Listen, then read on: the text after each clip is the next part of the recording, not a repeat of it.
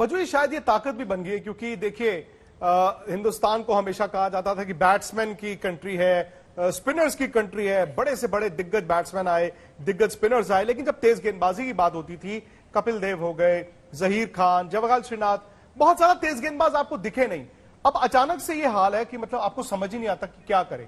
इसका कितना श्रेय आप विराट कोहली की कप्तानी को देते हैं टेस्ट क्रिकेट में तेज गेंदबाजों की ये पौध खड़ी करने के लिए? देखिए, मैं विराट से पहले मैं क्रेडिट देना चाहूंगा भरत अरुण को और उनके साथ जो नीचे टीम काम कर रही है एनसीए में, क्योंकि एनसीए एक बिल्कुल जो भरत अरुण इंडियन टीम के बॉलिंग कोच है, उनकी नज़र बड़ी अच्छी है और उन्होंने वो लड़के चुने जो 140-45 जो है वो करीबन बॉलिंग कर सकते हैं एट एनी टाइम। तो जब उन्होंने उन सब बॉलरों को देखा, उनको एनसीए में बुलाया गया और सबको वहां पे फिटनेस करवाई गई, सबके जो वो देखे गए कि मापदंड क्या है, ये आपको इनके ऊपर खरा उतरना है, तो उन सबको एक ही चीज बोली कि आप तैयार रहना, कभी भी आपका मौका आ सकता है। तो क्रेडिट टू भरत अरुण, रवि शास्त्री, कि जिन्होंने ये सोच रखी कि हमारा ये जो डिपार्टमेंट है, मोंटी ने बड़ी अच्छी बात करी कि 10 साल पहले हम ये कभी सोच भी नहीं सकते थे कि भारतीय टीम के पास ऐसे 5 गेंदबाज होंगे कि आप 5 में से किसी को भी खिला लो, 3 बॉलरों को, वो अपने दम पे मैच जिता देंगे। आज ये एक हमारे पास वो लग्जरी है कि हमारे पास इतने अच्छे फास्ट बॉलर्स हैं।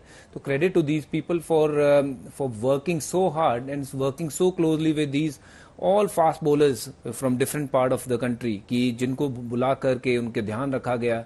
और आज देखिए 1.5-2 साल पहले सिराज का कहीं नाम नहीं था, सिर्फ वो आईपीएल खेलते थे, बट अब सिराज को तैयार किया गया है इस पूरे इंटरनेशनल क्रिकेट के लिए। एंड नाउ यू सी कि मुझे लगता है कि जैसी वो बॉलिंग कर रहे हैं, मैंने आईपीएल में बहुत कम ऐसे बॉलर देखे हैं जो कंसिस्टेंट बेसिस पे एंड्रे रसल जैसे बल्लेबाज को लगातार आकर के यॉर्कर पे यॉर्कर कर रहे हो और डरा के रखा हो। तो ऐसा दबदबा सिर्फ जसप्रीत बुमराह का देखा है या मलिंगा का, बट तीसरा बॉलर मैंने अभी रिसेंटली मोहम्मद सिराज देखा। इसलिए मैं चाहता हूं कि मोहम्मद सिराज खेलें, क्योंकि वो उस कॉन्फिडेंस के ऊपर सवार है और उसका भरपूर फायदा जो है भारतीय टीम को मिल सकता है। तो ये बहुत बड़ा ट्रांजैक्शन हुआ है, जो फास्ट बॉलिंग जो है वो इवॉल्व हुई है। हाँ, स्पिनर जो है वो आने कम हो गए हैं, कहीं ना कहीं स्पिनर्स के ऊपर भी काम करना चाहिए कि भारतीय टीम के पास और बड़ा पूल हो स्पिनर्स का। But yes, it's so good to see lot of the fast bowlers are coming up and taking wickets and winning game for their respective teams in Ranji Trophy, and then when they play for India, they're doing the same for Team India as well. मोटी, Southampton के मैदान के बारे में थोड़ा सा बताइए। हालांकि इंग्लैंड का अगर आप रिकॉर्ड्स देखें मैदानों की, तो साउथहैम्पटन ऐसा है जहां पर बैट्समैन एंजॉय करते हैं, वहां पे तेज गेंदबाजों को उतनी सफलता नहीं मिलती जितनी शायद लॉर्ड्स में या ट्रेंट ब्रिज में या एजबेस्टन में या इवन ओल्ड ट्रैफर्ड में मिलती हो। 2 टेस्ट मैच इंडिया खेला है यहां पर। 2014 में खेले जिसमें मोइन अली ने 8 विकेटें ली, इंडिया हार गया। 2018 में खेले, मोइन अली ने 9 विकेटें ली, इंडिया हार गया। मतलब उनके स्पिनर्स ने, इंग्लैंड के स्पिनर्स ने बेहतर परफॉर्म किया। तो ये जो विकेट आपको दिखती है, और चूंकि ये जून है, ये first half of the summer है, क्या इस पे स्पिनर को मदद मिलेगी? कंडीशंस ऐसी होंगी जो स्पिनर्स को मदद मिलेगी?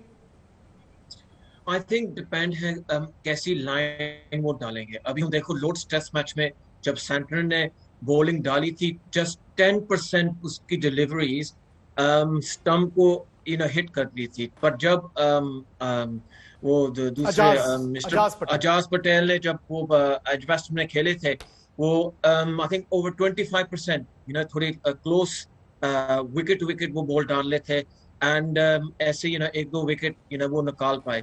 सो आई थिंक ये बहुत इंपॉर्टेंट होएगा जडेजा को कैसे वो लाइन डालेंगे जब वो खेलेंगे। And I think off stump middle end off stump ये लाइन अच्छी रहेगी, बिकॉज इतनी गेंदबाजी को घुमानी नहीं पड़ेगी, and J with the arm थोड़ा स्लाइड हो जाएगी, वो फिर एलबीडब्ल्यू भी हो सकते हैं। सो लाइन का बड़ा इंपॉर्टेंट है क्या बोलेंगे, बिकॉज आप यही चाहते हैं दैट विकेट्स को हिट करे और थोड़ा सा टर्न होए।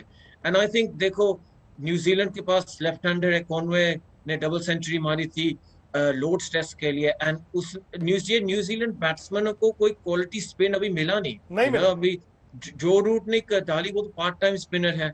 सो जब अश्विन बॉल लेफ्ट हैंडर्स को डालेंगे, ये भी एक हो सकता है दैट न्यूजीलैंड बैट्समैन ना वो संभाल सकें एंड अपर हैंड इंडिया को मिले।